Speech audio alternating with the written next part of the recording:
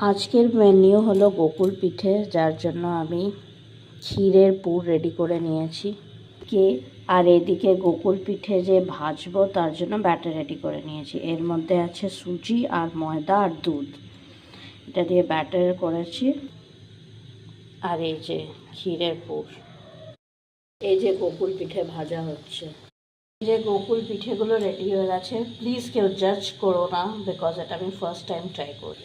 আর এই যে গোকুল পিঠের জন্য আমি গুড় দিয়ে রস তৈরি করছি। আপনারা চাইলে চিনি দিয়েও করতে পারেন বা দুধ দিয়েও করতে পারেন।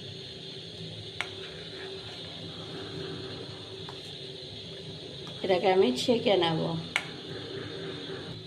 রসটা হয়ে গেলে এই গোকুল পিঠেগুলো আমি ওই রসের মধ্যে ডিপ করে দেবো।